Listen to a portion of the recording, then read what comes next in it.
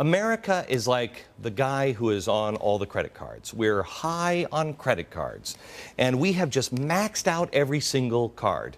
Well, one of these credit cards, we know we are doomed. These ones we've been playing with, and we kind of make minimum payment, but this one, we got to pay.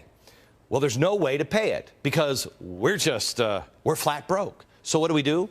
We go to the mailbox. And we get a letter from one of those great banks that says, "Dear Mr. Beck, have we got news for you. You'll get more money from us. All you have to do is just call this number," and then the new Lids credit card, I guess, is the best we could do today. But anyway, so what we do then, if you're the typical person that just doesn't, you're ready to be declaring bankruptcy soon, what you do is you take the credit card that you couldn't really afford and you transfer it onto this credit card, which then frees this credit card up for even more spending.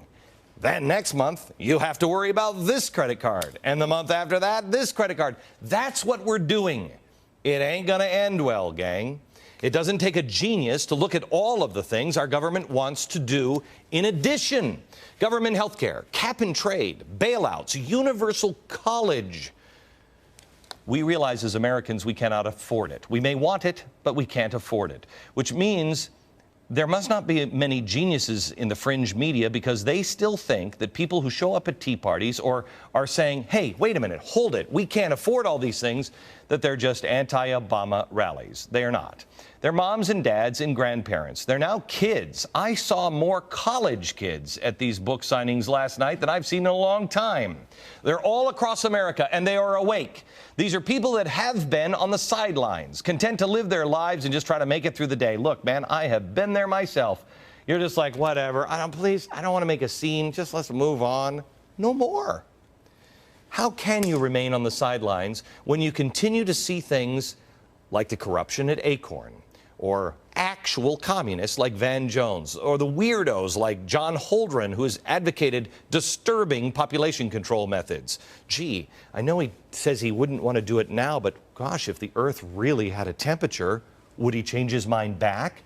How about Cass Sunstein, who wants to ban hunting and give the rats in your basement an attorney?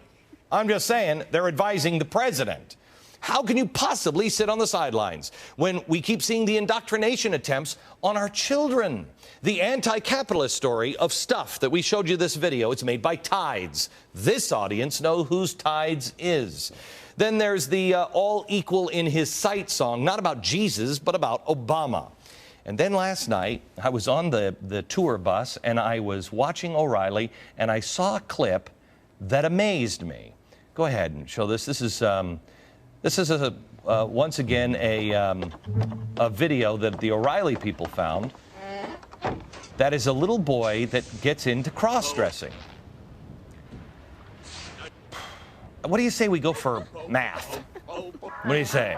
We teach math and history. I'm just saying. Moms and dads have had enough. Enough. They have put up with the bridges to nowhere and the airports to nowhere and the tunnels for turtles for too long. But that's just the spending.